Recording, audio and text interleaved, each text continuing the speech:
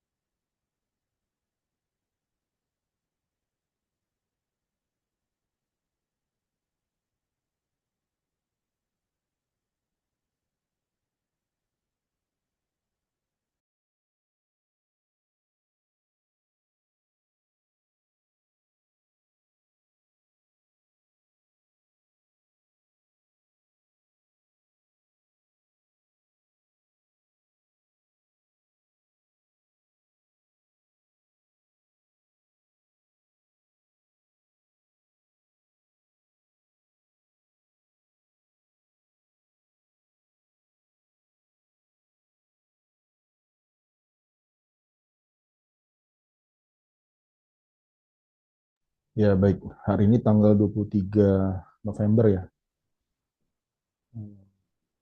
Saya lihat masih banyak yang belum absen. Silakan untuk absen dulu. Masih banyak tanda tanya nih. Jadi, silakan bisa absen dulu. Kemudian untuk eh, ini berita duka juga ya, Dokter Zulasmi ya yang seharusnya apa, masuk di perkuliahan ini ya, komunikasi dalam pelayanan kesehatan kan ya. Saya sebenarnya kan hanya menggantikan ini kan, hanya menggantikan. Saya diminta prodi untuk menggantikan. Mudah-mudahan tentu beliau sehat, tapi ternyata hari ini tadi ya dapat kabar ya, beliau meninggal. Tentu kita doakan mudah-mudahan beliau apa diterima amal ibadahnya gitu ya, husnul khotimah. Tentu ini kita panjatkan doa untuk beliau gitu ya. Baik. Nah, kemudian ini teman-teman semua, memang tadi saya minta di prodi juga untuk supaya saya bisa mengecek gitu ya akses di e-learningnya. Jadi mungkin nanti setiap pertemuan kita bisa sama-sama koordinasi untuk mengingatkan gitu ya untuk kehadiran, karena ini saya kira penting ya data kehadiran ini untuk pelaporan juga, untuk data kita juga bahwa betul Anda mengikuti perkuliahannya gitu ya. Nah, coba saya refresh lagi, mudah-mudahan sudah berubah, banyak yang sudah absen. Oke, okay.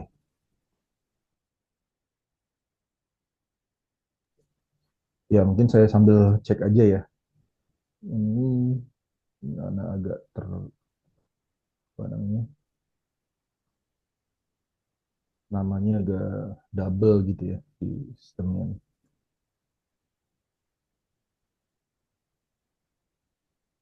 Amalia, ini siapa? Uh, Nafra, Nafrah Maliad, Pak. Amalia ya. Apakah ada di Zoom?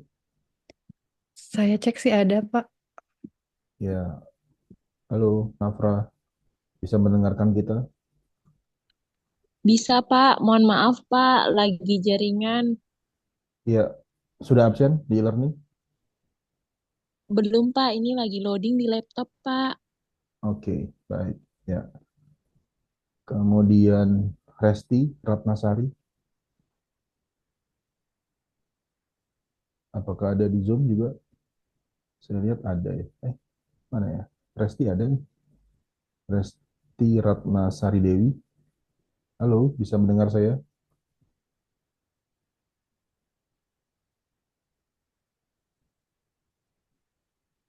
Halo Mbak Resti. Ya, saya khawatir gitu. Tapi mudah-mudahan tidak ya terjadi. Jadi jangan sampai ikut Zoom tapi kemudian ditinggal gitu ya. Nah, jadi saya masih pembelajaran akhirnya nggak didengarkan gitu. Nah, gitu sih ya.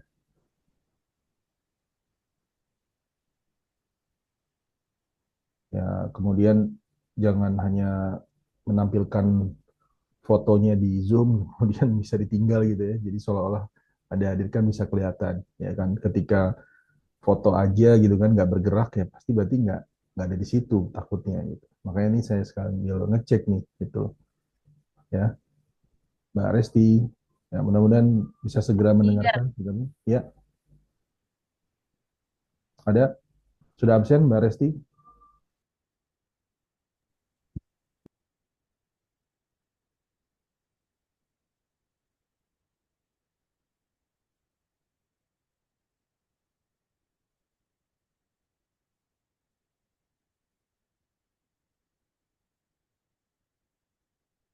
Baik, ini saya sudah refresh lagi. Eh, yang masih tanda tanya silakan untuk bisa mengakses absensi learning ya karena kalau saya memang termasuk yang betul-betul mengecek gitu ya supaya data Anda juga bagus gitu karena takutnya nanti ada pelaporan ada evaluasi gitu ya bener nggak sih Anda ikut kuliah gitu. Bukan hanya di mata kuliah saya sebenarnya ya, tapi di semua mata kuliah yang lain supaya tercatat semua datanya benar itu bagus gitu ya.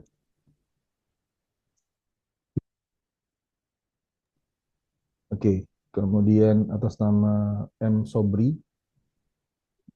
Hadir Pak, ya jadi sudah absen Pak sudah Pak, sudah absen. barusan atau kapan? Eh Enggak sebelumnya Pak. Oke, karena saya cek di sini masih belum terdata nih, masih tanda tanya ya. Baik Pak, nanti dicek kembali. Ya, mohon Pak silakan. Ini masih tanda tanya, saya takutnya khawatir kadang kan gini ya, eh, di akses absensi learning itu nggak cuma checklist kan ya, tapi harus klik submit kan. Takutnya hanya di checklist saja dia belum belum masuk tuh. Gitu. Baik Pak, dicek Ya, kembali. oke ya. Kemudian atas nama Ayu Lestari ada.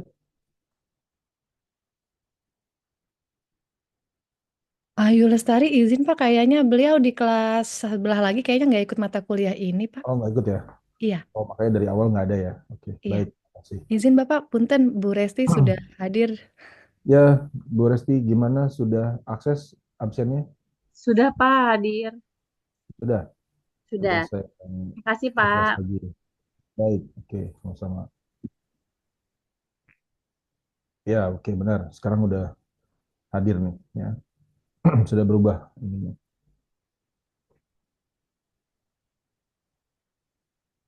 Ya, Bu Nafrah tadi ya, masih tanya-tanya gimana? Belum ini, masih loading terus gitu? Atau coba ganti perangkat ya? Beliau soalnya di Kepulauan apa di mana gitu Pak. Oh, Sedang menjalani internship, mungkin sinyalnya agak kurang bagus memang. oh iya, iya. Ya, makanya nanti sekalian saya pengen tahu juga nih. Kemarin kan belum tahu saya dari mana aja ya, Iya Bapak. domisilinya, kegiatannya gitu. Nanti karena saya baru dapat akses dari Prodi, jadi baru hari ini saya bisa melihat data di e-learning maupun nanti di OSS-nya gitu. Ya. Baik. Oke, baik, makasih infonya. Oke, saya lanjutkan lagi yang masih tanda tanya atas nama Octavianus Munilobu. Ada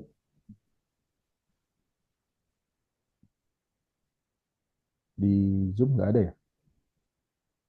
Ini Belum Bapak. ikut kuliah nggak? Termasuk ikut Ik- kuliah ini apa nggak? Ikut Pak seharusnya. Ikut ya? Iya Pak. Oke. Eh, kalau dalam perkuliahan saya mohon namanya nama Zoom sesuai dengan nama absen ya. Karena biasanya saya akan memfoto, meng-capture, gitu ya, screenshot di proses perkuliahan kita ini. Ini contoh misalkan, mohon maaf, masih namanya iPhone, saya nggak tahu ini siapa gitu. Ini kan nama baru nama perangkat nih. Nah, mohon di apa? Di rename ya, jangan lupa di rename. Baik. Makasih. Jadi belum ada ya tadi ya, Octavianus Munilobo ya. Belum, Pak. Baik. Kemudian Tiara Waryantisari, Siap hadir, Pak. ya sudah absen. Belum absen sepertinya, Pak. Oke, Iya, siap, Pak. absen dulu ya. Iya, baik, Pak.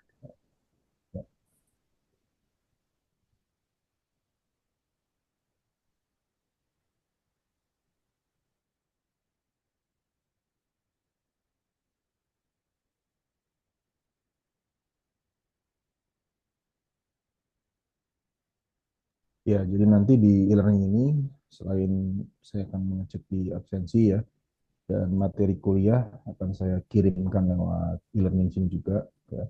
Kemarin memang belum selesai kan, jadi saya belum mengirimkan. Mungkin saya akan pakai metodenya, saya penjelasan dulu, baru nanti saya kirimkan materinya supaya saya berharap memperhatikan gitu. Jangan kadang-kadang ada ya, mungkin nggak di kelas inilah. Saya udah ngasih materinya, jadi ngerasanya udah dapat materi, padahal kadang nggak dibaca juga gitu loh, udah saya kirim di e-learning. Tapi akhirnya tidak dibaca, tidak diperhatikan. Nah, jadi saya mungkin agak agak rubah metodenya gitu ya. Pernah saya sampaikan juga, tentu dengan proses perkuliahan blended learning ya, hybrid seperti ini, dan lebih banyak akses online, artinya kan sebetulnya membantu teman-teman semua kan, diberikan akses yang luar biasa.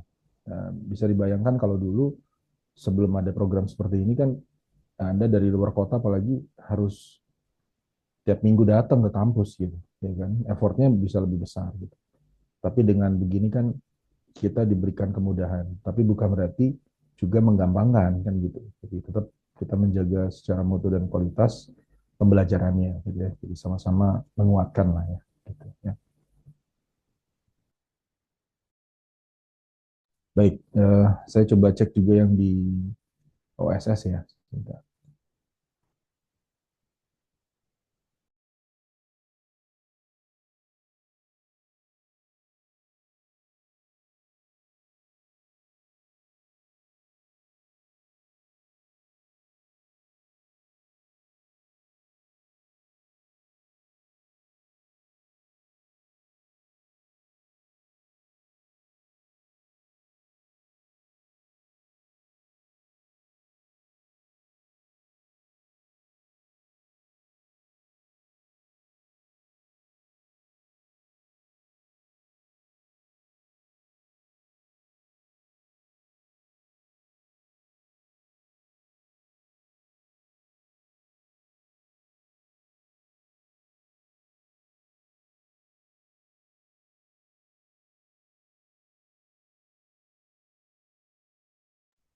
Baik, kalau di OSS ini jumlahnya ada 19, ya, 19 mahasiswa yang mengisi KRS di mata kuliah ini. Ya. Nah, oleh karena itu, ya oke lah, nggak apa-apa. Nanti saya coba cek juga ya, bener nggak nih nama-nama Anda udah masuk di sini? Atau kemudian ada nama yang sebenarnya sudah masuk di sini, tapi kemudian belum ikut dalam proses perkuliahannya. Kalau kita lihat di Zoom kan sekarang berapa? 19 ya. Kalau satu-satu perangkatnya berarti harusnya 20 dengan saya, gitu kan. Ya sekaligus saya mau tahu juga boleh ya, saya supaya bisa kenal gitu ya. Nah, kalau kita lihat di OSS, memang ini urutannya berdasarkan dari NPM terkecil ya. NPM terkecil sampai terbesar. Jadi tidak berdasarkan abjad gitu ya, huruf abjad gitu ya. Tapi berdasarkan dari NPM yang terkecil sampai yang terbesar. Oke, sebentar saya minta waktu dulu sebentar.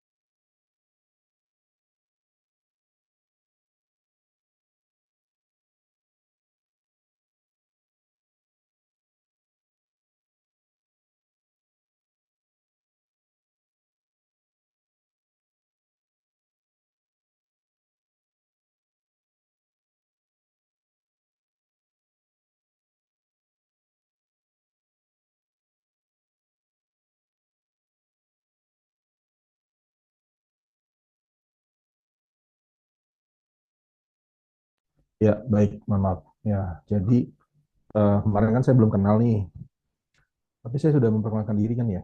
Belum ya? Udah tahu kan? Sebelum saya tanya satu-satu,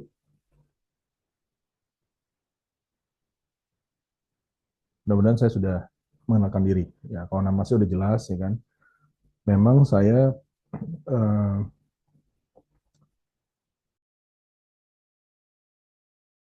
dosen tetapnya di Prodi Mars kalau saya. Tapi kita ruangannya bersebelahan dengan ruang Prodi MKM, ya kan. Nah, kebetulan saya sebagai ketua Prodi Mars ya. Kalau di MKM kan Bu Ulfa ya. Saya juga kantornya sama di kampus C juga di lantai 3 depan-depanan dengan MKM. Kemudian tempat tinggal saya alhamdulillah saya tidak terlalu jauh dari kampus. Jadi dari kampus C.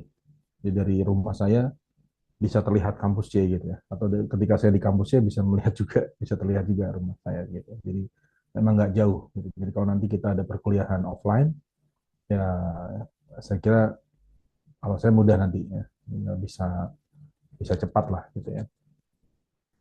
Baik, nah saya juga pengen kenal sama teman-teman di sini ya. Mohon nanti saya berurutan akan meminta untuk mengenalkan diri. Minimal saya pengen tahu Anda saat ini domisilinya di mana gitu ya. Tinggalnya di mana, supaya tadi misalnya ada yang dari luar kota, luar pulau, supaya saya tahu. Kemudian juga saya ingin tahu Anda aktivitasnya apa. Misalkan bekerja, bekerja di mana begitu ya. Supaya ingin apa menyesuaikan ya tentu dengan pembelajaran-pembelajaran yang kita akan bahas gitu.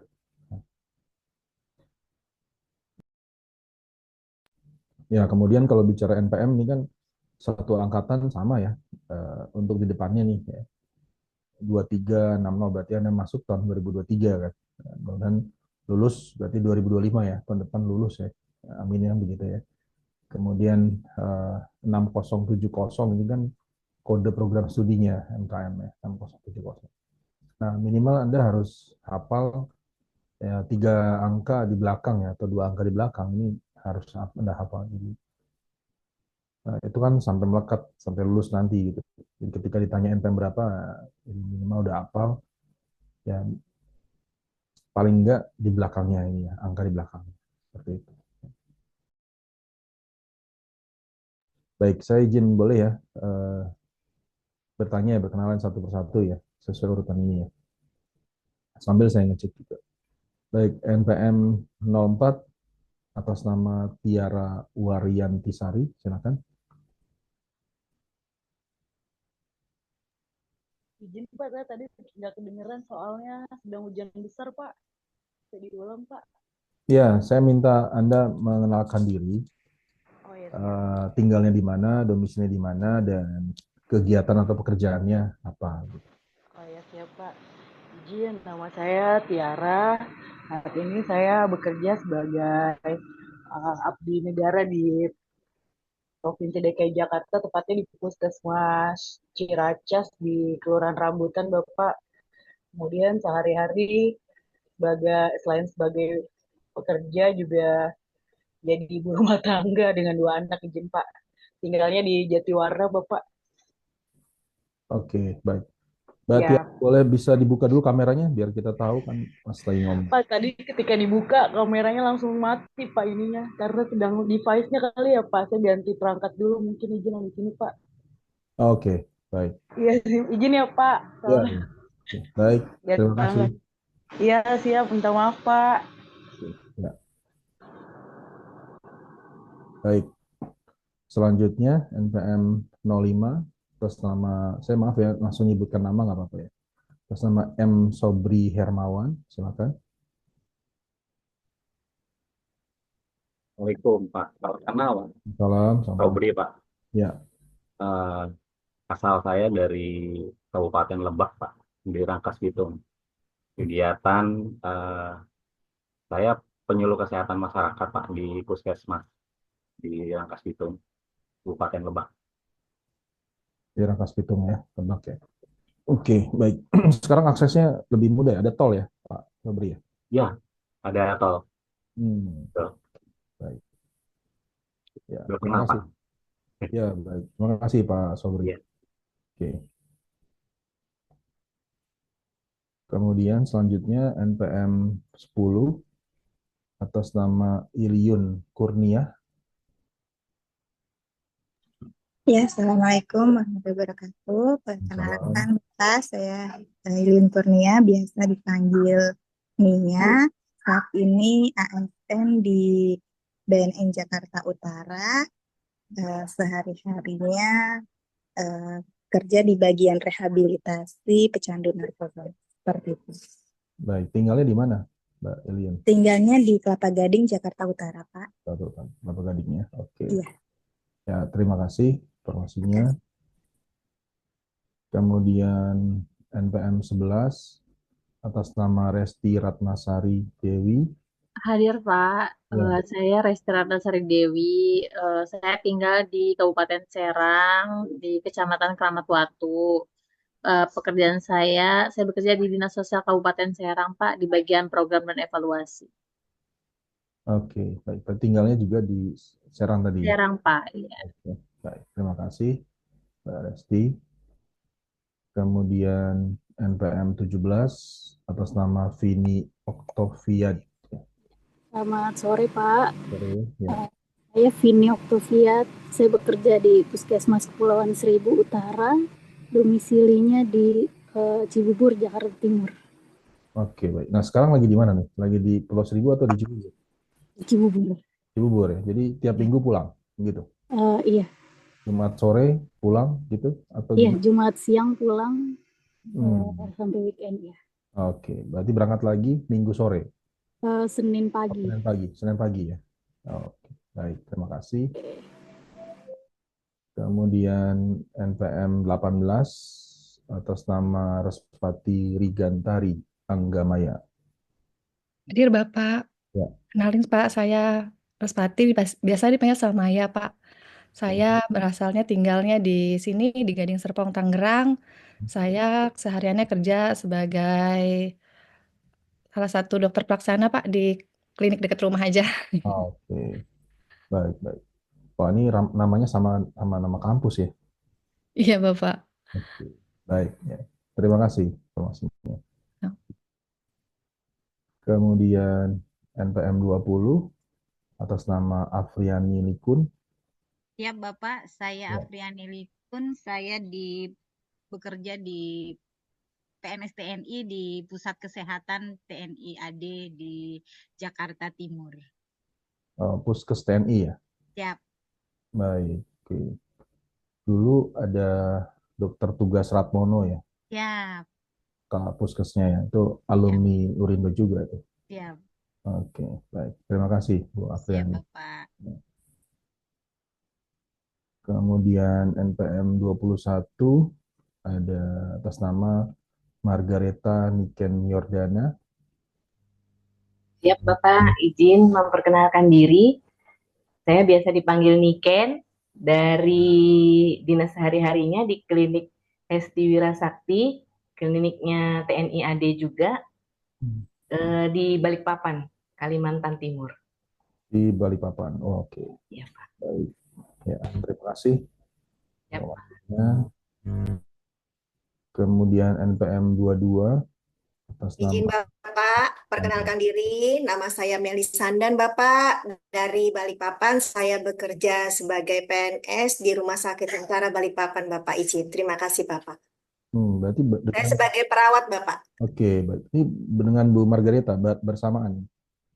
Sama satu tapi beda tempat bekerja Bapak. Oke. Tapi ini kuliahnya barengan, janjian gitu atau gimana? Barengan Bapak. Iya, janjian, Bapak. Janjian ya. Ada berdua dari Balikpapan nih. Siap, kami berdua Bapak. Ya, saling menguatkan ya sampai lulus bersama gitu ya. Amin Pak, siap.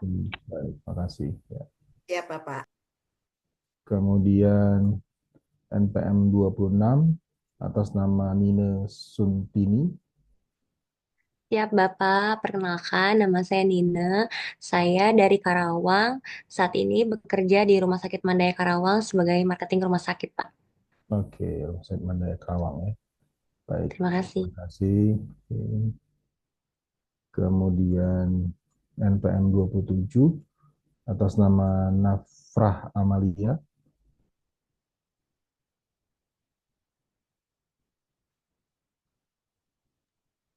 Baik, Bapak. Mohon maaf, saya tidak bisa open cam. Berhubung di sini saya di kepulauan, Bapak, jadi jaringannya lumayan butuh butuh eh, perjuangan. Jadi saya Nafra Malia, Pak. Saya sekarang berada di Sulawesi Tenggara dan sekarang sedang isip internship di Bau-Bau, di Pulau Bau-Bau. Terima kasih, Pak. Oke, baik. Ini berarti di bau-bau ini sekarang ya. Ya, baik. Terima kasih. Ya, kemudian NPM 29 atas nama Rita Mareti. Ya, izin Pak. Nama Baik. saya Rita Mareti. Sekarang saya ada di Palangkaraya, Kalimantan Tengah. Saya berprofesi sebagai dokter gigi, berdinas di UPTD Puskesmas Kalampangan, Palangkaraya. Palangkaraya ya. Oke, Ya. baik. Saya dulu teringat waktu ke Palangkaraya itu kalau di apa di sana tuh kalau malam kan banyak jualan makanan gitu, tapi kemudian dia peralatannya di bunker-bunker gitu ya, di trotoarnya itu loh. Jadi naruh peralatan masakannya itu di dalam trotoar. Masih begitu nggak Ya, ya? Masih masih. ya? Oh, Pak, masih masih. ya? Oke, Iya. ya. Ya, ya. Oke, terima kasih. Oke. Kemudian NPM 30 atas nama Delvi Kurniani, maaf. Ya, selamat sore, Pak. Baik. Perkenalkan, nama saya Delvi Kurniani, asal saya dari Jakarta. Saya sekarang bekerja di Puskesmas Kecamatan Tambora sebagai bidan pelaksana. Oke, baik. Tambora ya. Tinggalnya di mana? Tinggalnya di Kalideres, Pak. Kalideres. Oke, baik. Terima kasih, Mbak Delvi. Kemudian NPM 36 atas nama Kunto Widiatmoko. Kenalkan Pak, saya Kunto Baik. Widiatmoko. Saya Baik. tinggal di Depok. Aktivitas saya sebagai Tendik IT di Stikes Rafflesia Depok, Pak. Stikes Rafflesia Depok. Oke, baik. Terima kasih, Pak Kunto. Terima kasih, Pak. Ya, kemudian NPM 46 atas nama Octavianus Monilobu yang tadi ya, apakah sudah bergabung di Zoom sekarang? Belum, Bapak. Belum ya? Iya, Pak. Oke, baik. Saya kasih tanda dulu ya. Baik, Pak. Ya. Kemudian selanjutnya NPM 49 atas nama Anissa Mustikawati. Iya, sore Bapak. Saya domisili di Jakarta, Pak. Sehari-hari bekerjanya di BKKBN di bidang KB. BKKBN, oke. Baik. Ya, Urindo bekerja sama dengan BKKBN ya, sering ya. Kemarin kalau nggak salah 2 tahun lalu, wisuda tahun lalu, Pak Hasto ya pembicara wisudanya waktu itu. Gitu ya. Oke, baik. Terima kasih. Kemudian, oh ya maaf, domisili di mana tinggalnya, Mbak Anissa? Di Jakarta, Pak, Lubang Buaya. Oh, dekat sama kampus ya. Oke, baik. Makasih. Ya. Kemudian NPM 50 atas nama Puji Astuti.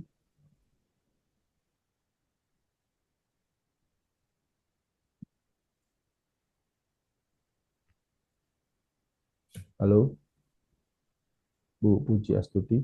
Saya lihat di Zoom ada ya. Ya, izin. Ya, silakan. Nama saya Puji Astuti, saya tinggal di Jakarta Barat. Saya bekerja di Akademi Terapi Wicara daerah Jakarta Pusat sebagai di bidang akademik. Oke, baik. Terima kasih Bu Puji. Sama-sama. Kemudian NPM 54 atas nama Susin Tawati. Ya, izin Pak. Baik. Nama saya Susinta Watik, domisili di Bogor. Pekerjaan saya sebagai perawat praktek mandiri. Baik. Oke, terima kasih Bu Susintawati. Kemudian NPM 63 atas nama Vina. Silakan. Sore Pak, Ya. nama saya Vina Azri Hardani, dipanggil Vina. Saya tinggal di Depok, saat ini kerja di Puskesmas Ciracas sebagai dokter pelaksana. Oh, Puskesmas Ciracas. Tadi ada 2 orang ya dari Ciracas ya? Iya betul, tapi beda tempat. Dokter Tiara di Puskesmas Kelurahan Rambutan. Oh, gitu. Kalau Dr. Vina di kecamatan, Saya kecamatan. Kecamatan Ciracas. Ya betul Pak. Baik. Kalau Puskesmas Kecamatan Ciracas yang di mana tuh? Di Kelurahan Susukan Kelurahan Susukan. tempatnya. Oh, iya. Mm-mm. Kalau yang sebelumnya kan jadi RSUD ya, RSUD Ciracas ya. Ya betul, di Oh, Cibubur.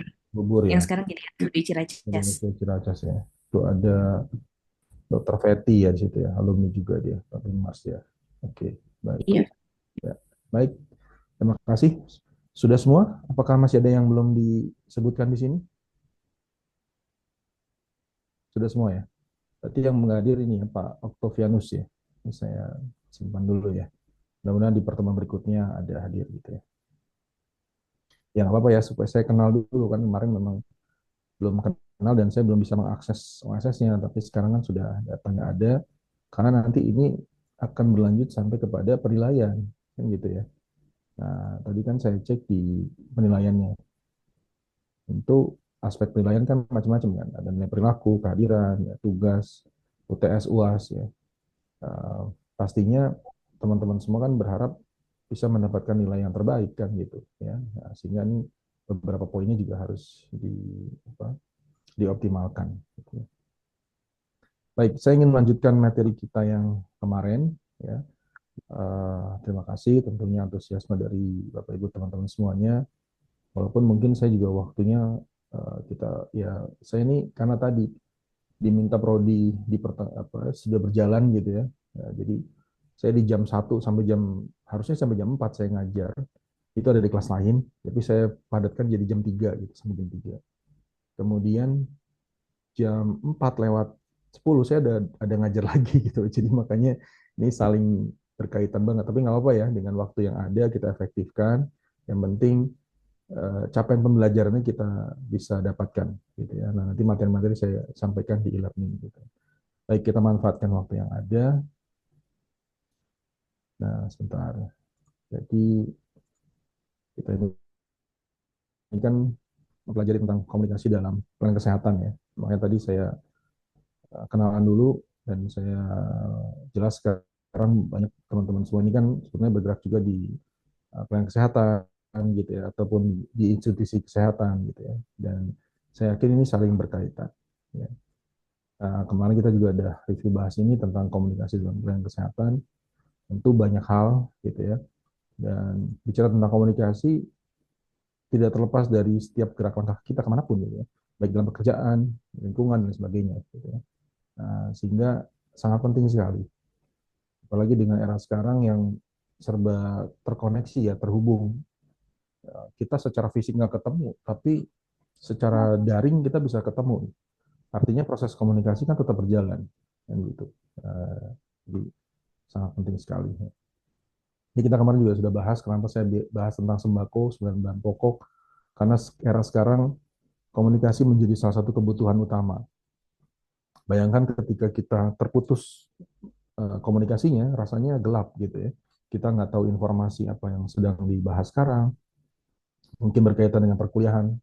Kalau kita nggak terkoneksi, kita nggak tahu ini belajarnya apa gitu ya. Dicek satu-satu ternyata absensinya misalnya seperti itu gitu ya. Kita nggak tahu, makanya informasi dan komunikasi sekarang menjadi hal yang penting sekali. Ya. Kemarin juga saya udah bahas ini gitu ya. Penting sekali rasanya kalau kita pengennya sih ada waktu di mana kita bebas dari handphone misalnya. Tapi akan sulit ketika pekerjaan kita, mungkin tugas-tugas kita, ataupun kita sekarang sedang belajar gitu ya, jadi mahasiswa, ya nggak bisa jauh-jauh dari informasi kan. Ketika ada informasi perubahan apa, informasi link Zoom misalnya untuk kuliah, kalau kita nggak bisa mengaksesnya, kita nggak bisa tahu. Seperti itu. Jadi memang begitu banyak perubahannya. Ya. Baik, kemarin saya juga pernah sampaikan tentang bentuk komunikasi ya. Jadi yang pertama adalah justru kita harus bisa berkomunikasi baik dengan diri kita sendiri dulu. Karena ini yang akan mengatur ya, atau kemudian apa istilahnya, memanage diri kita sendiri gitu. Sebelum kita bicara dengan orang lain, sebelum kita berinteraksi dengan orang lain atau dengan pasien misalkan gitu ya, atau dengan apa istilahnya apapun lah gitu kan, dengan pihak keluarga, ya kita harus juga menguasai diri kita sendiri dulu gitu. Nah, makanya saya selalu tekankan pertama adalah bagaimana komunikasi intrapersonal di dalam diri kita ya. Karena ini banyak manfaatnya. Kita bisa menenangkan pikiran kita, ya, melatih konsentrasi. Kenapa meditasi itu penting misalkan, atau bagus ya, ada sisi positifnya. Sebetulnya adalah ini filosofinya, supaya kita bisa lebih fokus dan sabar.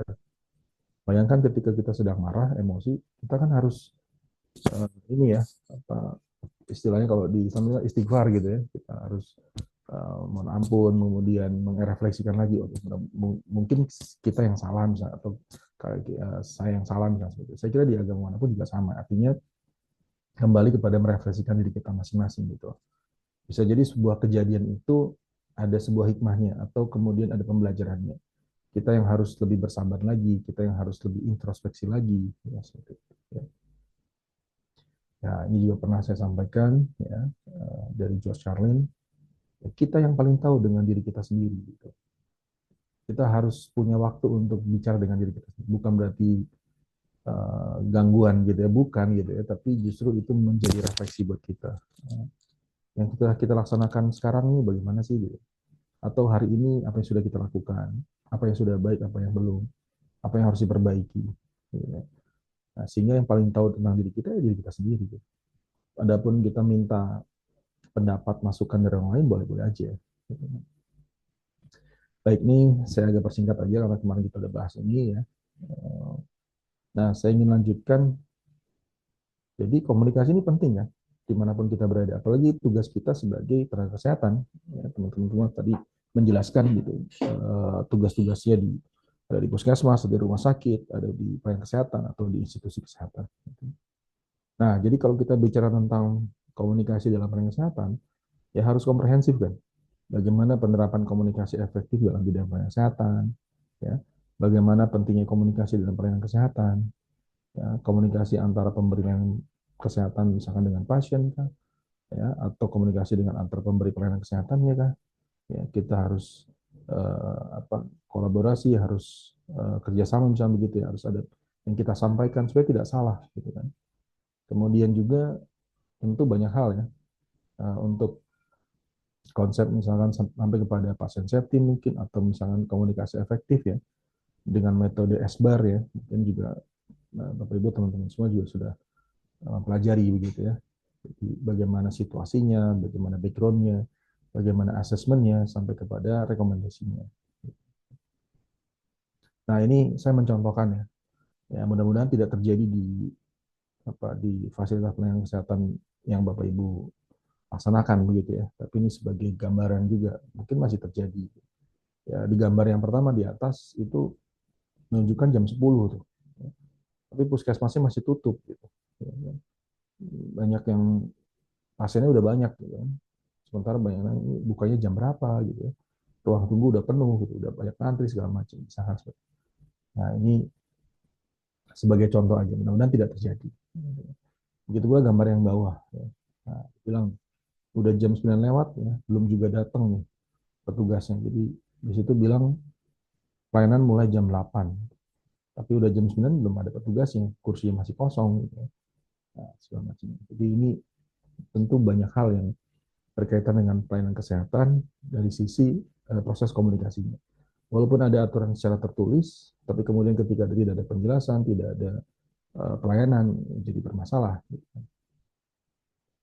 Nah, jadi seharusnya ya tentu fasilitas pelayanan kesehatan misalkan di puskesmas pun harusnya sudah tertata begitu ya, sudah teratur berkaitan dengan mekanismenya, berkaitan dengan alurnya, kemudian pelayanannya ya, sampai kepada pasien itu mulai dari mungkin mengakses gitu ya, untuk bisa ke puskesmas gitu kan, kemudian sampai ke pelayanannya, pemeriksaannya, sampai mungkin mendapatkan obat misalnya seperti itu. Ya. Nah, artinya ketika pelayanan buruk di dalam fasilitas pelayanan kesehatan, ya kita nggak bisa main-main gitu ya. Nah, ini kan jadi nyawa taruhannya. Bagaimana angka kesakitan, angka kematian misalnya seperti itu menjadi salah satu indikator gitu, kaitan dengan bagaimana pelayanan kesehatan. Ya, berbagai macam kondisi juga ya, ini contoh lagi nih gambar gitu kan. Jangan sampai ada istilah orang miskin nggak boleh sakit misalnya gitu ya. Tapi juga harus dijaga nih bagaimana ini karena kita dari sisi perspektif public health ya, kesehatan masyarakat. Tentu juga kalau berpikirnya kuratif terus gitu kan, berapa biaya yang harus dikeluarkan untuk biaya pengobatan? Akan besar gitu. Tapi juga harus seimbang bagaimana dari sisi preventif dan promotifnya. Jadi kita harus komprehensif melihat dari hulu ke hilirnya.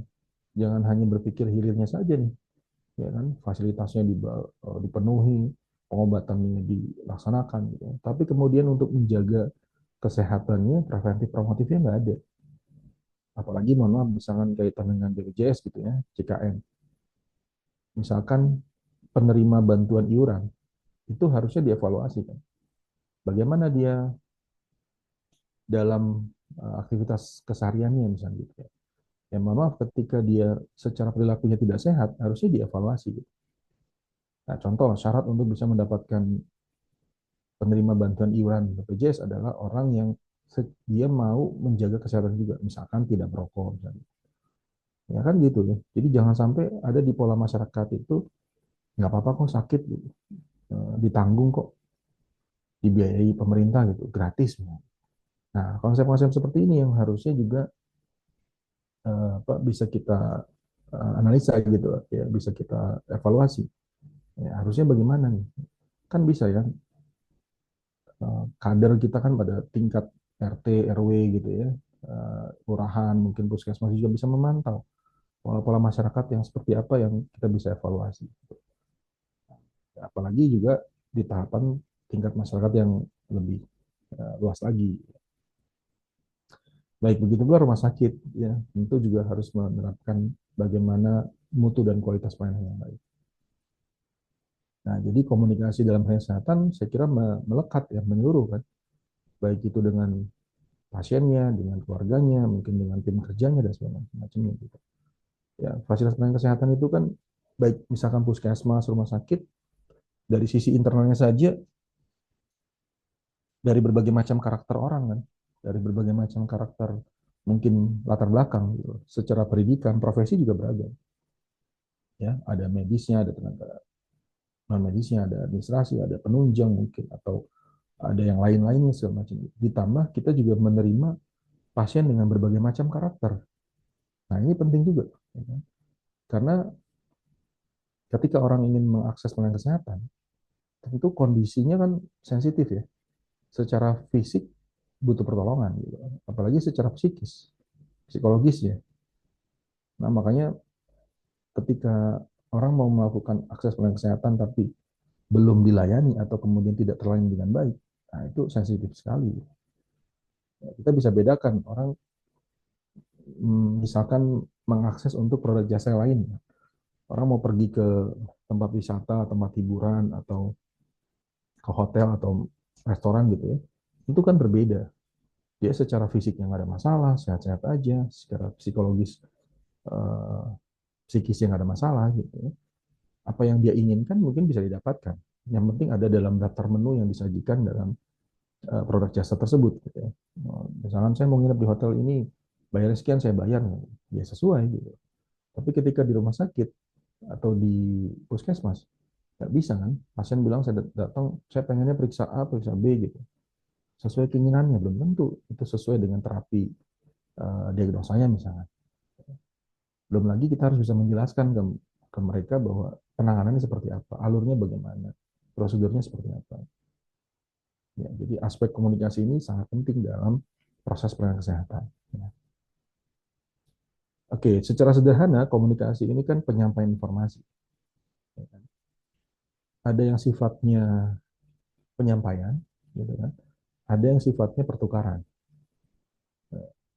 Jadi kalau kita lihat definisi secara global sederhananya, gitu, Komunikasi adalah kegiatan penyampaian pesan atau informasi dari sumber kepada penerima melalui media, ya, dengan tujuan tertentu. Nah, ini yang pertama. Kemudian kedua ada pertukaran. Nah, jadi kalau gambarnya seperti ini kan. Jadi ada yang sifatnya satu arah, ya, penyampaian pesan, tapi juga ada yang sifatnya dua arah, pertukaran. Pertanyaannya lagi, mana yang terbaik? Mana yang paling baik? Apakah proses penyampaian informasi satu arah atau dua arah? Tentu jawabannya adalah sesuai dengan kebutuhan dan kondisinya, situasi dan kondisinya. Ada di mana proses komunikasi yang memang sifatnya hanya satu arah.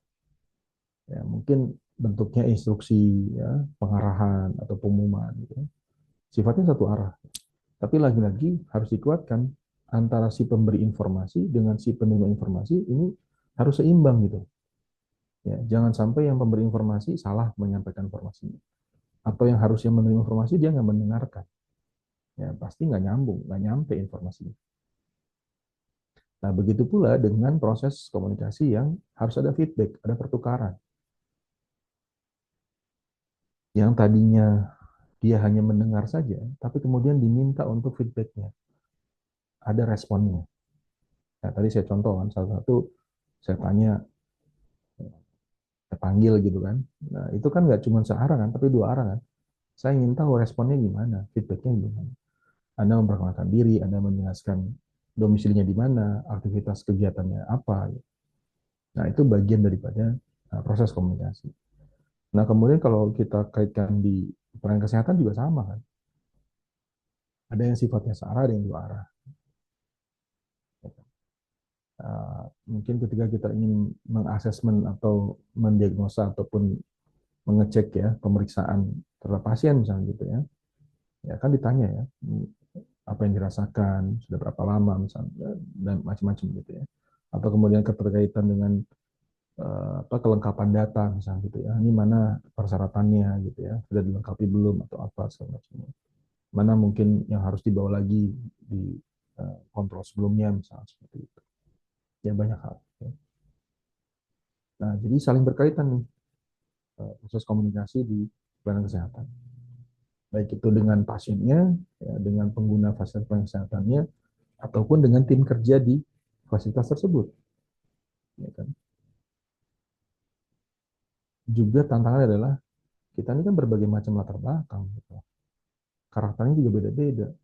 Kalau kita nggak pahami, ya, pastinya tujuan ataupun output dari capaian untuk target pelayanan kesehatannya, ya misalkan di puskesmas atau di rumah sakit tidak tercapai. Ketika masing-masing kita belum satu pandangan gitu, artinya belum paham gitu ya, maksudnya apa sih gitu ya, tujuannya apa. Baik, ini ada beberapa sumber atau beberapa unsur komunikasi gitu ya, banyak hal. Ya. Pertama adalah sumber, orang yang menyampaikan informasi. Nah, kita harus cek dulu siapa yang menyampaikan informasi. Ada nggak gitu, sesuai atau tidak. Ya, kan? Yang kedua adalah pesannya, ya, informasi yang disampaikan. Apa pesannya? Apa yang mau disampaikan? Ya. Kemudian juga medianya. Nah, di era sekarang, ya, walaupun kita jaraknya jauh, walaupun Anda di pulau mana gitu ya, tapi dengan penggunaan media yang kita gunakan ya, dengan aplikasi Zoom, ya, perangkatnya memadai, memenuhi, ya, sinyalnya bagus, ya, tentu kita merasa bahwa Anda di depan saya aja gitu. Sama seperti kita perkuliahan tatap muka langsung gitu. Nah, itu yang kita akan optimalkan. Artinya media ini semakin banyak kita menggunakan media untuk menguatkan dalam proses komunikasi akan semakin baik. Nah, tadi contohnya ketika perangkat Anda yang Anda gunakan juga nggak memadai misalnya gitu, ya pastinya terkendala kan. Atau misalkan jaringannya nggak bagus, pasti terkendala. Ya, jadi ini harus dioptimalkan. Ya. Kemudian juga penerima. Nah, siapa yang menerima pesan? Jangan sampai sumbernya udah bagus ya. Contoh misalnya, mohon maaf ya, saya udah menyampaikan materi ini dengan bagus gitu kan. Pesannya jelas, medianya mendukung, tapi audiennya, Anda sebagai penerimanya nggak mendengarkan. Nah, jadi siapa yang salah nih? Proses komunikasi yang nggak berjalan. Apakah saya yang menyampaikan, apakah pesannya, atau medianya, atau Anda yang mendengarkan. Nah, gitu ya. Nah, jadi ini harus seimbang, semuanya juga harus baik. Ya, kemudian ada konteks, ya, efek dan juga gangguan. Nah, kalau konteks ini biasanya berkaitan dengan situasi fisik, sosial, kultural, ya, psikologis saat komunikasi berlangsung. Ya, kadang-kadang gini, saya udah bagus nih menyampaikan apa materinya gitu ya. Tapi kemudian ada mahasiswa yang nggak mendengarkan. Gitu. Nah, saya evaluasi, ini kenapa? Bisa jadi bukan karena sayanya yang nggak bagus misalnya. Nah, bisa jadi si pendengarnya atau mahasiswanya ada masalah yang sedang dipikirkan, gitu. Iya kan? Ya, kita nggak tahu, mungkin lagi mikirin apa istilahnya ada sesuatu hal di pekerjaannya, ya kan?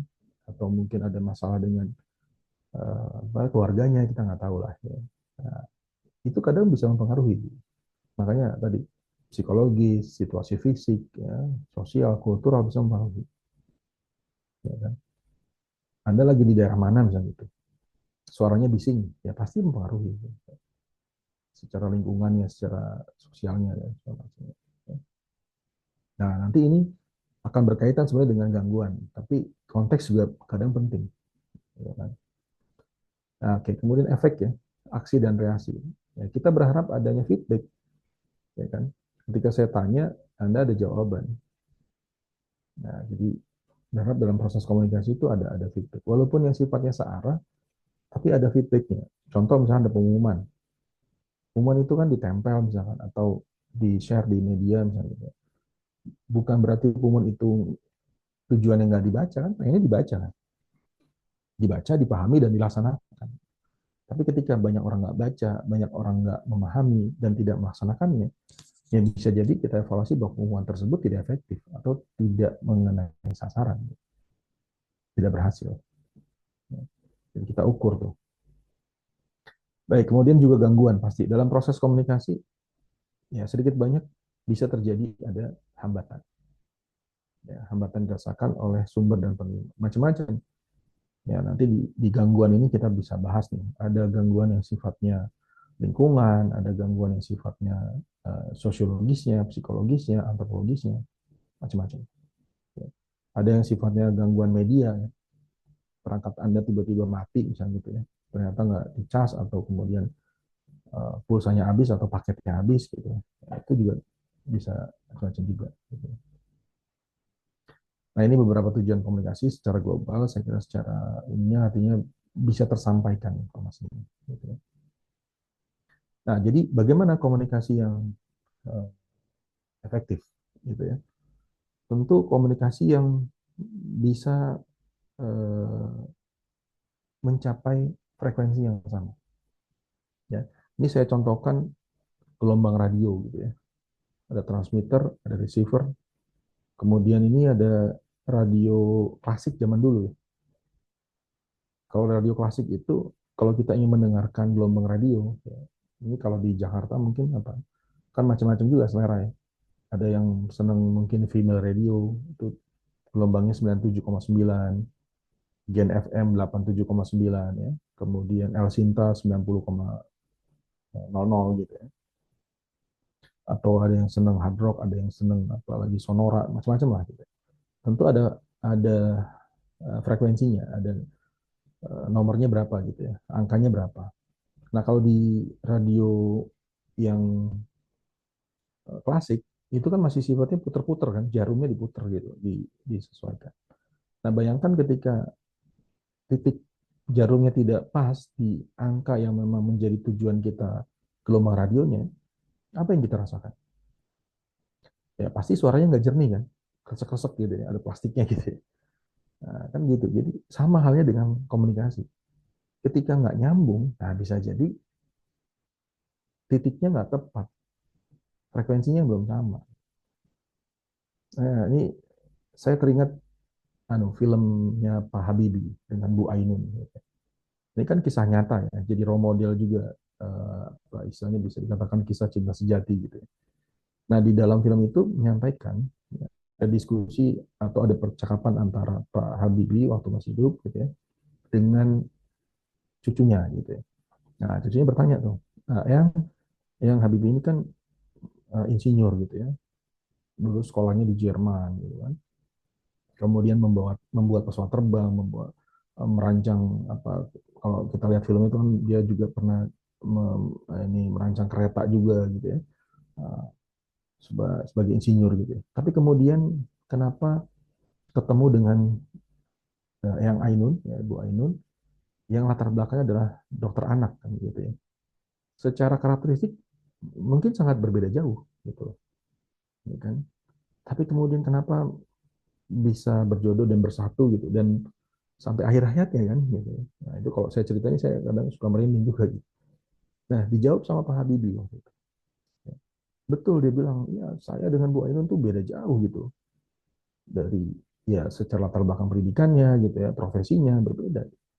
Tapi karena kita sudah punya satu komitmen yang sama, kita udah ketemu satu frekuensi yang sama, sehingga kita bisa menjalankan suatu proses komunikasi yang efektif. Nah, ini kata kuncinya gitu. Ya, frekuensi. Sama lah contoh di kelas ini ya. Ada yang dari mana tadi? Kalimantan, ada yang dari Banten, ada yang dari wilayah timur misalnya seperti itu. Tapi kalau kita sudah bicara kelas Promkes ini, kita di gelombang yang sama gitu. Misalkan kita tetapkan, kita tuh di frekuensi 100 gitu. Nah, udah kita harus samakan persepsinya. Nah, itu bagian daripada ingin mencapai proses komunikasi yang efektif. Ya. Sebetulnya ini masih banyak materinya, panjang ya. Ada seorang sumber ya, bagaimana seorang sumber, kemudian pemetaan audiens gitu. Nah, mungkin sedikit lagi lah saya sampaikan. Baik, nah jadi di dalam proses komunikasi tadi ada unsur tentang sumber, orang yang menyampaikan informasi. Nah, sumber ini harus kuat, harus benar. Misalkan saya sebagai sumber pemberi informasi, itu juga harus kuat gitu. Apa? Pertama harus dia memiliki etos, kepribadian, figur gitu ya, satunya kata dan tindakan, dapat menjadi role model, menjadi contoh. Ya. Ya, kadang-kadang gini kan, kita menyampaikan sesuatu, orang lain belum mau mengikuti kita karena kita tidak menjadi contoh. Tapi sebaliknya, ketika kita memberikan suatu penyampaian gitu ya, tapi kemudian kita juga melakukannya, orang akan mengikuti. Ini saya contohkan Nelson Mandela dan Jack Ma gitu ya. Tentu ada nilai positifnya gitu ya. Mungkin sama-sama berawal dari dia bukan siapa-siapa gitu ya, tapi kemudian dia berhasil dan banyak orang mengikuti begitu ya, mengembangkan mungkin kalau Pak Nelson Mandela dia presiden pertama di Afrika gitu ya, kemudian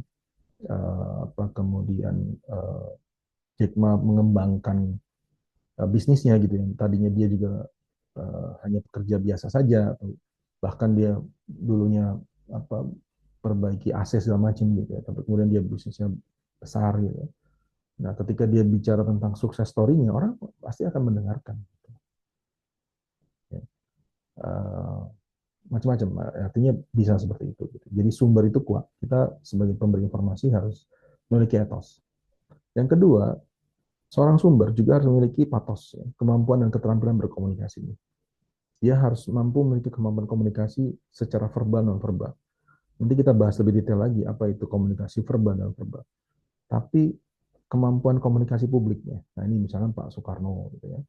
Barack Obama menjadi presiden kulit hitam pertama di Amerika karena kemampuan diplomasinya, kemampuan komunikasi publiknya gitu ya, sehingga bagus.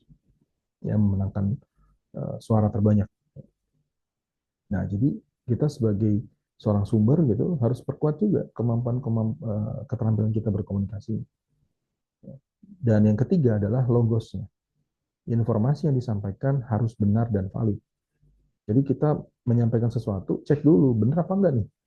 Jangan sampai salah, orang jadi nanti nggak percaya gitu. Apalagi udah keseringan kita menyampaikan informasi yang nggak benar. Orang udah nggak akan percaya lagi. Walaupun kita menyampaikan di kesekian kita menyampaikan kebenaran gitu. Orang udah nggak percaya. Nah, jadi tadi menjadi role model, contoh gitu ya, kemampuan komunikasi yang baik dan juga yang disampaikan juga benar. Ya. Ini pemetaan audien tentu masyarakat kita juga begitu banyak karakternya, ya, secara sosiologis, psikologis, dan antropologis. Ya. Banyak apa namanya yang membedakan gitu ya. Kadang di satu wilayah kita berbeda cara pendekatannya. Ada nilai norma budaya setempat yang harus kita jangan sampai melanggar begitu, ya kan. Kemudian contoh misalkan, ketika kita ingin menyampaikan sesuatu di daerah, mohon maaf kalau di sini ada ya, Medan, Sumatera Utara, kan cara penyampaiannya agak keras suaranya gitu. Bukan berarti marah, ya, bukan berarti kasar. Memang di sana volumenya agak tinggi gitu. Ya kan? Jadi kita juga harus menyesuaikan. Kalau kita ngomongnya pelan, kecil, nggak didengar sama mereka.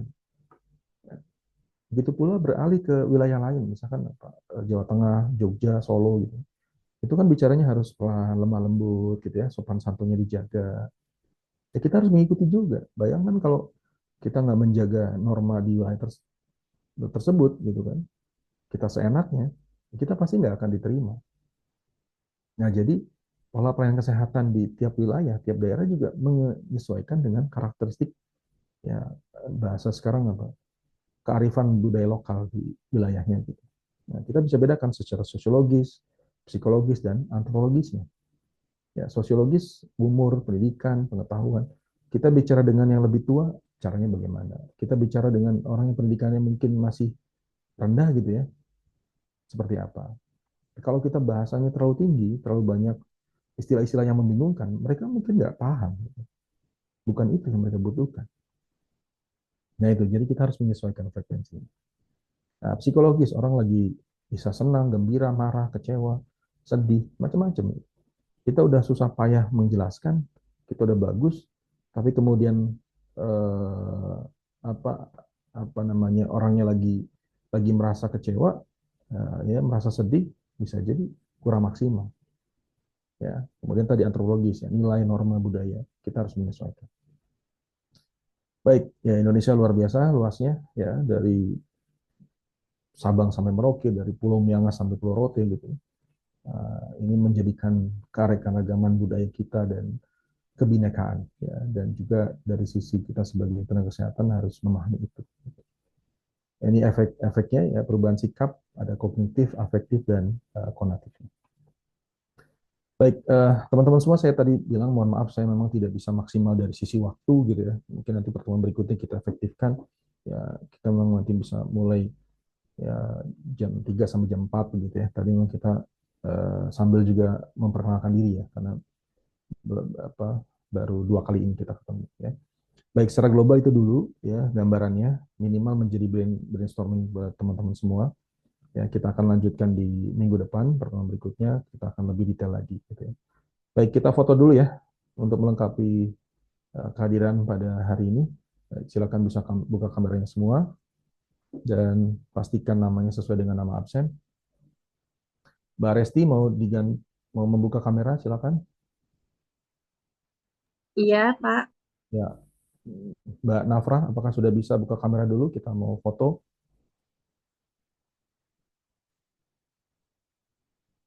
Oke. Baik, kita ambil gambarnya. Ya, saya hitung 1, 2, 3. Senyum ya, supaya bagus ya. Oke, baik. Terima kasih, Bapak Ibu, teman-teman semuanya. Mohon maaf bila ada kekurangan dari saya. Saya akhiri. Selamat sore. Wassalamualaikum warahmatullahi wabarakatuh. Terima kasih. Sampai ketemu lagi. Terima kasih ya, Pak. Terima kasih, Pak. Baik, izin Terima pamit. kasih, Pak.